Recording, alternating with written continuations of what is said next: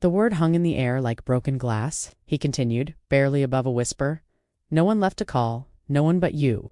I let him in not because I forgave him. He sat on the edge of my sofa like a man unsure of gravity. I didn't come for money, he said. I wanted to see her face again.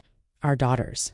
I felt my throat tighten. She's gone, I said. 15 years now. His whole body slumped. She was only 9 when you left. You missed everything. Her first recital, I sat across from him and you didn't care to find out. He looked up, pain etched into every wrinkle. I was weak, Eleanor. I convinced myself you and the baby would be better off without me. I couldn't handle failure, couldn't handle life. And what about now? I asked. Why now? Because I have nothing left to lie about, he said. And because I wanted to meet Lily. Just once I stood slowly. She doesn't know who you are. I never told her. I didn't want your shadow in her childhood. He nodded. I understand. But then I paused, because I remembered something. My daughter once asked me when she was in the hospital, Mom, do you think Dad ever thinks about me? And I couldn't answer. Maybe this was the answer she never got. That night, I told Lily everything. She sat at the table, stunned, turning her mug in slow circles. You mean he's alive? Yes. And he wants to meet me? He says he's dying. I don't know how much time he has, but I left the choice to you. She was quiet for a long time. Then she said, if I meet him, it won't be for him. She didn't hug him, but she listened. He brought a photograph, an old one of her mother as a baby cradled in his arms. I kept this, he said. All these years, Lily took it. No tears, just a nod. Before he left that day, he turned to me and said, You raised her into everything I couldn't. And I said, You're right, I did. Daniel passed away quietly a few months later in a hospice home out of state. Lily attended the memorial, not because she felt obligated, but because she understood something I once had to learn the hard way. Closure isn't always forgiveness. Sometimes it's just the final chapter of a book you never chose to read. And as for me, I didn't cry for Daniel. I cried for the girl I used to be, the one who waited by the door wondering what she did wrong. She didn't do anything wrong. She just outlived the storm. It had been nearly 4 months since Daniel's funeral. The air had turned crisp again, early signs of fall touching the trees with gold. Life was quieter now. Lily's art studio was thriving. Jason was still showing up week after week, asking nothing, proving everything, and me. I was finally at peace. Or so I thought. Until the envelope arrived, it was hand-delivered. No return address. Just my name. Eleanor. Written in a script I hadn't seen since the 1980s, I opened it slowly, expecting paperwork, maybe legal closure, but inside was a single letter, written on stationery with the logo of the hospice where Daniel passed. And something else, a small brass key taped to the bottom. Eleanor, if you're reading this, I'm already gone. I don't expect forgiveness. But I want you to know something I never had the courage to say while I was alive. I didn't just walk out because I was scared. I walked out because of a decision I made that I could never undo. There's a safety deposit box at Fairfield Bank, box number 212. This key opens it. Inside, you'll find the truth. I owe you that much. Whatever you do with it, I trust your judgment, Daniel. The letter shook in my hands. I sat there for a long while, the brass key pressed into my palm, cold and heavy. The next day I went to Fairfield Bank, the same bank where I once opened Lily's college fund, where I refinanced the house after Daniel left, where I learned how to survive on my own. The teller led me to the vault. Box number 212 was in the second row from the top. My fingers trembled as I inserted the key. Inside were 3 things. 1, a manila envelope. 2, an old photo of Daniel holding a newborn baby, not our daughter. 3, a birth certificate. I sat down right there on the bench in the private room and opened the envelope. Inside was a letter typed this time. Eleanor. There's no easy way to say this. The year before I left you, I had an affair. One night, I convinced myself it didn't mean anything, that I could bury it and pretend it never happened. But 9 months later, a woman named Carla showed up at my job. She had a baby boy. His name was Anthony. I paid her off at first. What little I had, but she wanted nothing from me. Only that I know the truth.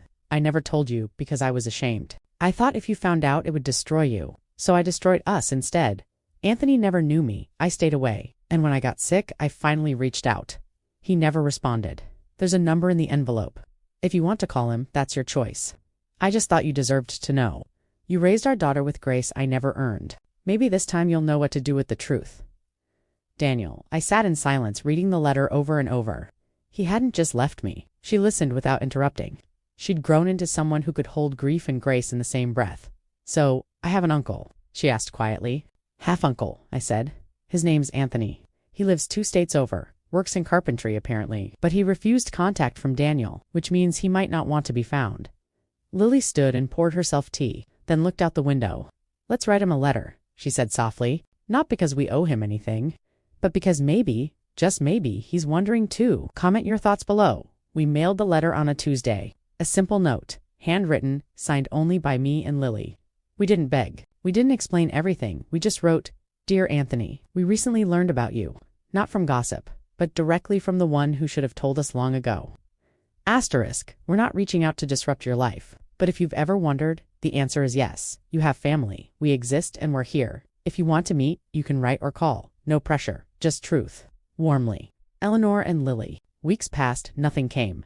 I told myself that was okay. Not every door has to reopen. Until one morning I found Lily sitting at the kitchen table with a postcard in her hands, silent. She slid it toward me. Return address, Boone, North Carolina. Front, a photograph of a wood-carved angel statue. Back, Saturday, 3 p.m. Look for the red truck outside the wood shop on Main Street. I'll be there. Just that. No name, no signature. But we knew. We drove 6 hours that weekend. Neither of us said much. At exactly 2:58 p.m., we parked on Main Street. There it was, the red truck. And behind the open bay doors of the woodshop stood a man with broad shoulders, sawdust on his boots, and dark eyes so familiar they made my knees tremble. You look like her, he said quietly. The woman in the photo Daniel sent me once. Was that your mom? Yes, he exhaled and looked at me. You must be Eleanor. I am. And then, for a long moment, none of us said anything. He smiled. I was hoping you'd say that. The three of us sat in a small diner down the road, a bell over the door ringing as we entered. The air smelled like cinnamon and fresh-baked biscuits. Safe. Anthony told us his story in pieces. She never spoke poorly of Daniel, just told him the truth. That sometimes men run, and sometimes they regret it. He never married, didn't have children. I built things instead, he said. Fences, cabinets, places where people could gather. Lily smiled. You made homes. Anthony looked at her like he hadn't heard something kind in years. Hoped one day I'd see something about Eleanor Henderson woman who ran her own business, or opened a shelter, or raised a senator. I thought maybe you'd become someone impossible to miss. I chuckled. I stayed quiet, but I did build something her. Lily blushed, hiding her face behind her coffee cup. Then Anthony did something none of us expected. He reached into his jacket and pulled out a small wooden box. I made this after I read your letter. Wasn't sure if I'd give it to you, but now, I think it's time. Lily opened it slowly. Inside was a hand-carved locket. Etched inside were 3 tiny initials, EML. Eleanor, Margaret, her mother, Lily. 3 generations, 3 survivors. Have you ever reconnected with someone you never thought you'd meet again? Or discovered someone who felt like family, even if they weren't raised by your side? Share your story below. 2 weeks after we met Anthony, I received a formal envelope from a law firm in Asheville. You are listed as a primary party in the final will and testament of Daniel Wyatt. I stared at it for a long time. I hadn't expected anything. After decades of silence, what could he possibly leave me now? Still, I agreed to attend the reading. So did Lily. And, to my surprise, so did Anthony. I wasn't in his life, Anthony had said when I told him. But if he put my name in ink, I want to know why. So we went. The office was quiet and old-fashioned, polished oak, leather chairs, shelves of books that hadn't been opened in years. The attorney, a man named Walter Klein, greeted us with a firm handshake and tired eyes. Thank you for coming, he said. This will be brief, but important. He opened the folder, cleared his throat, and began reading. I, Daniel Wyatt, being of sound mind, do hereby declare this to be my final will and testament. To Eleanor Henderson, the woman I failed but never stopped admiring. I leave all remaining personal property, including the lakeside cabin in Pine Hollow. To Anthony Wyatt, my biological son, I leave the tools I once inherited from my father and the deed to the land surrounding the old sawmill in Boone. And to Lily Henderson, my granddaughter by heart and legacy, I leave the balance of my retirement fund, $140,000, held in trust until her 30th birthday, to be used for any purpose she deems worthy of the name she carries. The room was silent. Lily stared straight ahead, lips slightly parted. Anthony looked stunned. The sawmill, Mr. Klein nodded. Your father bought it quietly 5 years ago. Said he wanted to give you something to build with, if you ever let him in. As for me, I couldn't move. The cabin in Pine Hollow was where Daniel first proposed to me a lifetime ago. I hadn't been back there in 40 years. Later that month, Lily and I visited the cabin. It was tucked between 2 hills, overlooking a sleepy lake with no cell signal and no noise, just wind and pine needles. The inside was dusty but sturdy. There were still pictures on the wall. Of us. Before everything broke, and on the mantel sat a box labeled Eleanor. Inside, more letters, most unfinished. Scraps of apology, regret. He had been trying to say the words year after year. One, dated just before his death, read, "I bought this cabin back so you'd always have a place that was just yours. No expectations. No memories you didn't choose. If you ever find peace here, then maybe I did one thing right." I set the letter down gently, and for the first time in years I cried, not from anger, but release. He hadn't fixed the past, but he'd stopped pretending it didn't matter. The next week, Lily called a meeting at her studio. She had something to share. Jason was there, so was Anthony, and me. She stood in front of us holding the trust paperwork. "I've decided what I'm going to do with the $140,000, she said. I expected her to say she'd invest in the studio or maybe take a trip. Instead, she pulled out a blueprint. It was titled, The Henderson Wyatt Arts and Trades Center, a place where kids could learn painting, carpentry, pottery, and music. A place for second chances, Lily said softly. Where art and work live side by side, where no one gets forgotten. Jason clapped first, then Anthony, then everyone, and I just smiled, because somehow, from all the broken pieces, she had built something whole. What would you do if someone who hurt you deeply left you a gift that changed your life? Would you accept it? Would you forgive them? Comment your story below. The deed to the old sawmill in Boone had been legally transferred to Anthony 2 weeks earlier. He called me and Lily the same day he received the keys. "Would you two come help me clear it out?" he asked. "I've got a feeling there's more inside than old wood." We drove up that weekend, me in my truck, Lily in her little yellow hatchback. Jason tagged along to toolbox in hand. Funny how he never missed a chance to be helpful now. The sawmill sat at the edge of town, surrounded by trees taller than the roofline. It smelled of sawdust, rust, and pine. Inside, it was everything you'd expect. Dusty workbenches, stacks of forgotten lumber, hand tools rusted from neglect, and behind one loose board near the back wall, something strange. Anthony tapped the wooden panel. It sounded hollow. He looked at me. "Should I? Always?" I said. He pried the panel loose, and there it was. A leather-bound journal, a sealed envelope, and a metal box. Anthony opened the journal first. It was Daniel's handwriting, each page dated. Years and years of thoughts. "I didn't know he wrote this much," Anthony whispered. He flipped through until he found a page dated 10 years prior. Today, I stood outside Anthony's house. I didn't knock. I just watched him build a porch swing for his neighbor. He was smiling. I don't deserve to interrupt that kind of peace. But, God help me, I wanted to be part of it. Maybe one day he'll know I was proud, even if I never earned the right to say it. Anthony said nothing. He just closed the book and set it aside gently. Lily reached for the envelope next. It was labeled, "For the person who finally opens this wall." Inside was a short letter and a photograph. The letter read, "If you're reading this, then the past is finally ready to come out of hiding. I wasn't a good man, but I left behind this small box of truth, hoping someone would use it better than I did. I always said I had nothing left. That wasn't true. I just didn't think I deserved to give it to anyone. Now I do." Anthony opened the metal box last. Inside, a small stack of savings bonds untouched for over 25 years, a faded wedding band, and a folded blueprint. We all leaned in. It was a sketch of a new sawmill, a modern, eco-friendly version, complete with space for woodworking classes and apprenticeships, at the bottom in Daniel's handwriting. "For the next generation to build what I never finished." We sat in stunned silence. He hadn't just left behind property, he'd left plans. Regret is heavy, but redemption. Redemption is what you do with the time you have left. That fall, Anthony announced a partnership with Lily. The Henderson Wyatt Arts and Trade Center would now expand to 2 campuses. One in town for art and creative expression. One at the old sawmill for hands-on work, trade training, and second chances. And every beam, every tool, every carved bench would bear the stamp, built from what was once broken. Would you forgive someone if they left you the blueprint for a better future, even after years of silence? What would you build with the pain someone handed you? Comment your answer below. It had been 6 months since we opened the wall in the old sawmill. Construction on the expanded Henderson Wyatt Center was underway. Lily was busy designing mural walls. Anthony had begun teaching woodworking to local teens. Jason was still helping, hammer in hand, never asking for credit. Life was finally settling into something beautiful, until the stranger showed up. It was a rainy Monday morning. I was sipping tea on the porch when a young woman, maybe 30, maybe younger, pulled up in a faded blue car. She looked nervous, worn, but determined. "Are you Eleanor?" she asked. "I am." She stepped forward and handed me an envelope. My name is Claire. I think Daniel was my father. Inside the envelope were two things. A faded photograph of Daniel younger, with a woman I didn't recognize. A birth certificate. Claire Wyatt. Mother's name, Valerie Monroe. Father listed as Daniel Wyatt. I don't want anything from you, Claire said quickly.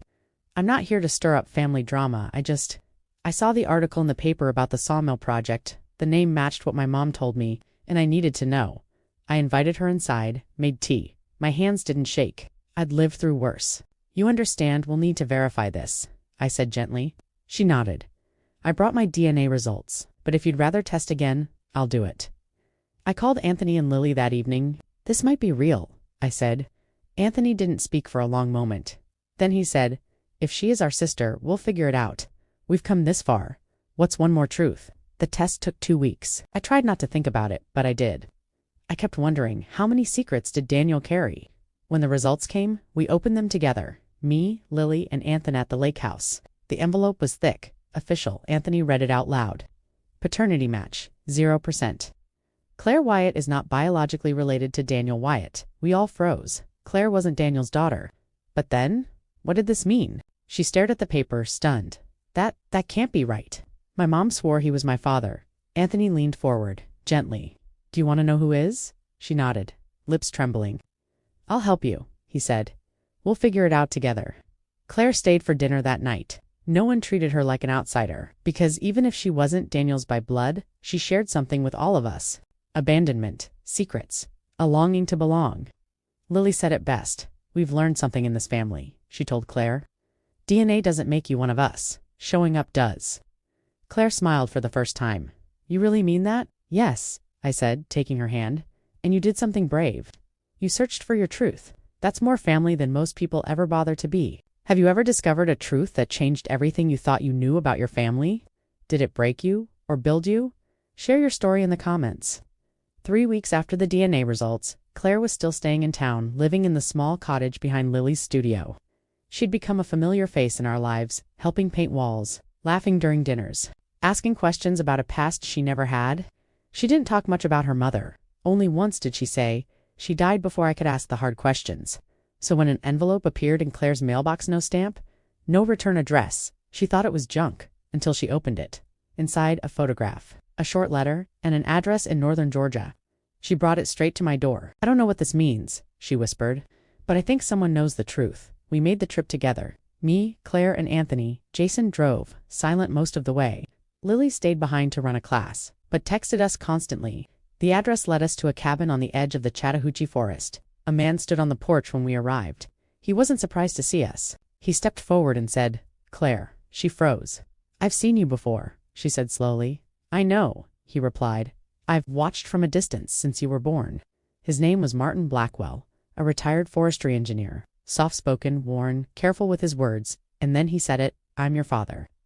Claire sat on a bench in the cabin while Martin explained everything. He and Valerie, Claire's mother, had met during a restoration project in South Carolina.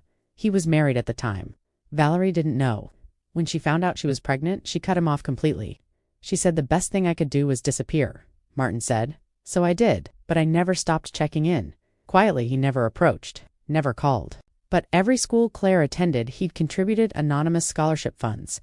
Every hospital visit, he'd sent money under a charity foundation. Every year on her birthday, he'd left a small gift at her mother's doorstep and driven away before sunrise. I didn't know how to be a father, he said, but I never stopped being your dad. Claire didn't cry, she just stared at him. Then she whispered, Why now? Martin's voice cracked. Because I read your name in the article. I saw your photo. And I realized, you weren't the little girl I watched from afar anymore. You were a woman, and maybe, just maybe, you'd be ready to forgive me. Claire didn't answer him that day. She needed time. But when we got back to the lake, she sat beside me and asked, Do people ever earn back the years they stole from you? I answered honestly, no, but they can build something honest with the years they have left. That's what matters. That weekend, Claire invited Martin to dinner at Lily's Art Center. He showed up in a buttoned shirt and brought a hand-carved frame with her baby photo inside. I kept this by my bed for 29 years, he said. You were the only family I ever wanted. Claire took it from him, then nodded. I'm not ready to be your daughter, she said softly, but I'm willing to learn who you are and see what's possible. Sometimes the people who hurt us aren't evil. They're just broken, and sometimes we get the chance to rebuild something with the shards. Would you open the door to someone who abandoned you, even if they claimed they were watching from afar? Comment below. After months of planning, painting, and hammering through setbacks, the Henderson Wyatt Arts and Trade Center was finally ready. 2 buildings, one for art and expression, one for trades and skills. A bridge between the emotional and the practical. Just like the people who built it. The grand opening was scheduled for Saturday afternoon. Local reporters planned to cover it. The mayor was attending, and people from across the state were driving in just to see what a family with a complicated past had created out of old lumber and love. Lily, ever the calm heart of the storm, was finalizing her speech when Claire approached with a simple request. "I don't want to speak," she said, "but I want a moment, just one." Lily looked at her for a long time, then smiled. "You've earned that and more." The big day arrived. Sunlight filtered through the tall windows of the woodworking barn. Kids ran around holding paint-splattered brochures. The smell of sawdust, varnish, and fresh popcorn filled the air. Anthony gave the welcome address. Jason read a tribute to the volunteers. Lily stood up and thanked every donor, every teacher, every person who believed in second chances. Then she paused and looked at me. "And now," she said, "someone very special has something to share. It's not a speech, it's a truth." Claire stepped up to the front. She wasn't shaking. She didn't have notes. She simply reached into her pocket and pulled out a small wooden plaque. Then she turned and nailed it gently into place on the center beam. The room fell completely silent. Everyone moved closer to read the words. "This center is built by the hands of the forgotten, for the hearts of the overlooked, dedicated to every child who ever wondered if they mattered." Claire stepped back, tears in her eyes, and the room, so full of people with broken pasts and hopeful futures, erupted in applause. After the ceremony, I found Claire sitting outside under a tree, watching the sunset over the lake. "You did something beautiful today," I said, sitting beside her. "I wasn't sure it was my place," she whispered. "It was," I said, "because place isn't something you're given. It's something you claim when you've earned it." She looked at me, eyes soft. "Did you ever think this day would come? That we'd all be here, whole again?" "No," I said honestly. "But wholeness doesn't always look like healing. Sometimes it just looks like showing up, even after the world told you you didn't belong." Claire reached into her pocket again. This time she handed me a folded slip of paper. "What's this?" I asked. She smiled, a sketch. For a third building one day, I unfolded it. It was titled, "The Story House, a place for writing, for remembering, for passing down what should never be forgotten." If you were to dedicate a building, a plaque, a single sentence, what would you write? Whose name would you honor? Tell us in the comments. 2 months after the grand opening, things had finally settled. Classes were full. Anthony's carpentry program had a wait list. Lily's studio was holding its first community gallery show. Claire had designed a wall mural titled "All the Pieces We Carry." We thought the story was over, until a man named Evan Roth showed up with a camera and a business card from the local paper. "I'm doing a feel-good feature on legacy projects," he said. He smiled too wide, asked too few questions about the students, and too many about the land itself. Jason leaned over during the interview and whispered to me, "He's not here for paint and poetry, he's digging." I trusted my instincts, and my instincts said, he already knew something. 2 days later, the article dropped. But it wasn't the feature we expected. It was titled, "Who Really Owns the Sawmill? A Legacy Entangled in Secrets." Evan's article laid it out in shocking detail. He'd uncovered an addendum clause in the original land deed from 1986. Apparently, when Daniel purchased the sawmill property from the town all those years ago, the agreement included a reverter clause. If the property ever ceased to be used for industrial or commercial profit, the land could legally revert to the original owners, now represented by a real estate developer, which meant, if we weren't charging tuition or generating revenue, the land could be taken back. We had built a nonprofit center for education, not a business. Legally, we were in violation. And just like that, the future we thought was safe was under threat. We held an emergency meeting that night. Just me, Lily, Anthony, Claire, and Jason. Claire slammed the article down on the table. "Daniel never told us about this." "Maybe he didn't know," Anthony said. "Or maybe he thought it wouldn't matter." "It matters now," Lily said, voice steady. Jason cleared his throat. "The developer in question? I looked it up. They've been quietly acquiring land all over the county. This clause, it's a loophole. They've used it before." I sat quietly listening to them. Then I stood. "We're not folding," I said. "We didn't build this center with borrowed spirit. We built it with ownership. And that includes fighting for it." Claire reached into her tote bag. "I already contacted a land use attorney," she said. "We have one option." She handed over a packet. "Reclassification. If we could prove that the land served a public educational purpose with measurable community impact, We could file to reclassify it as protected civic property. But we needed documentation, proof, signatures, and fast. We had 30 days. Have you ever built something only to have it threatened by a rule you didn't see coming? How did you fight for it? Tell us in the comments. For the next 4 weeks, our lives became a blur of paperwork, late nights, and town hall visits. Lily organized testimonials from students, parents, and teachers. Anthony gathered blueprints and budgets. Claire designed a full impact report charts, outreach data, projected community benefit. I reached out to every family I'd ever helped over the years. We filed for reclassification under the Civic Education Land Use Act. The deadline, a Friday at 4 p.m. sharp. But 2 days before the hearing, the developer's legal team made their move. They filed a motion to bypass the reclassification on the grounds of historic industrial zoning. In other words, they wanted the court to ignore our application entirely. That meant we were headed not just to a board review, but to Superior Court. The courtroom was small, wooden benches, fluorescent lights, a judge with silver hair and a sharp gaze. On one side, our team, simple, prepared on the other. A lawyer in a $1,000 suit, representing the holding company that wanted the sawmill land for commercial redevelopment. They argued that the reverter clause was legal, that the land had changed use, that we didn't charge tuition, didn't turn a profit. Therefore, it should revert to the original agreement. Our attorney spoke clearly. She cited the community programs, the public access, the volunteer hours, the open classes. She laid out our reclassification petition, but it wasn't enough. The judge leaned forward. "I've heard the law," she said. "Now I want to hear the people. Does anyone wish to speak before I make my ruling?" And that's when Lily stood up. Lily walked to the front of the courtroom slowly. No notes, no lawyer's coaching. She looked the judge straight in the eye and began, "Your Honor, my name is Lily Henderson. This land was once a sawmill run by men who never raised their children.